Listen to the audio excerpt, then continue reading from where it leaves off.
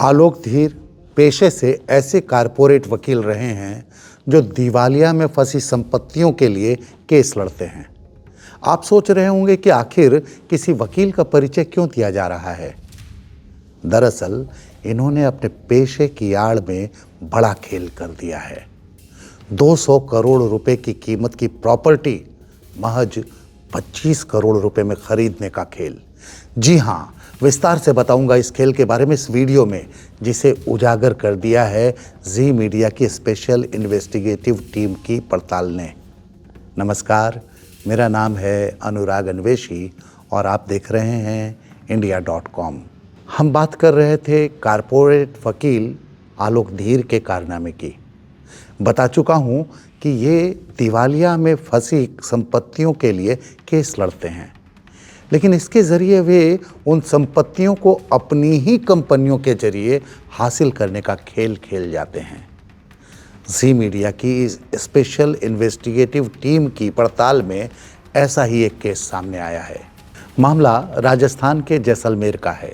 यहाँ मौजूद फोर्ट रजवाड़ा और गोदावण होटल के लिए स्टेट बैंक ऑफ इंडिया ने 24 करोड़ रुपए का कर्ज दिया था, लेकिन उस होटल को चलाने वाला समूह यह कर्ज नहीं चुका पाया।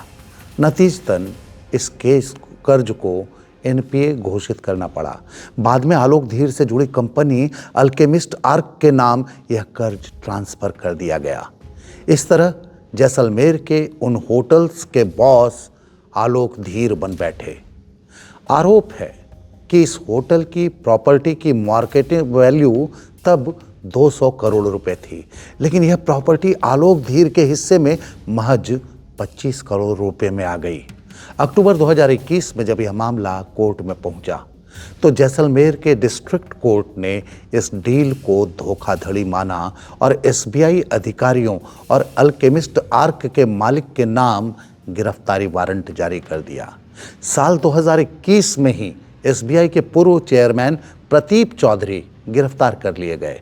बाद में राजस्थान हाईकोर्ट ने अल्केमिस्ट आर्क के मालिक की गिरफ्तारी पर अंतरिम रोक लगा दी। हालांकि अभी भी मामला कोर्ट में पेंडिंग है, जिसमें धीर को अभी तक कोई क्लीन चिट नहीं मिली है।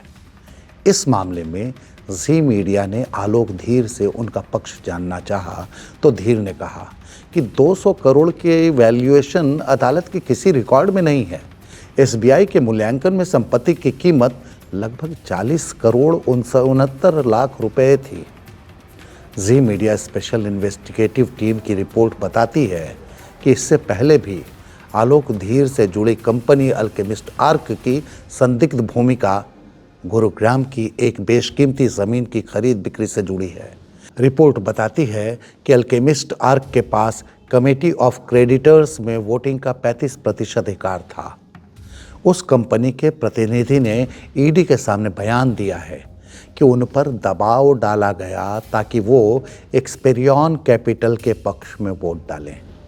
अब सवाल है कि क्या कोई एक कंपनी किसी दूसरी कंपनी पर ऐसा दबाव डाल सकती है, और खासकर तब जिसका प्रमोटर खुद ही एक वकील हो।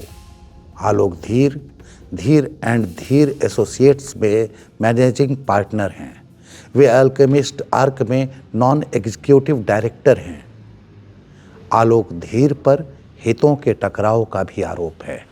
आलोक धीर की कंपनी धीर एंड धीर एसोसिएट्स के खिलाफ भी ऐसा ही एक मामला सामने आया है, जिसे लेकर आरोप लगा है कि धीर एंड धीर एसोसिएट्स की एक तरफ मद्रास पेट्रोकेम नाम की कंपनी का केस लड़ रही थी, वहीं दूसरी तरफ आलोक धीर की एसेट रिकंस्ट्रक्शन कंपनी ने मद्रास पेट्रोकेम का कर्ज खरीद लिया।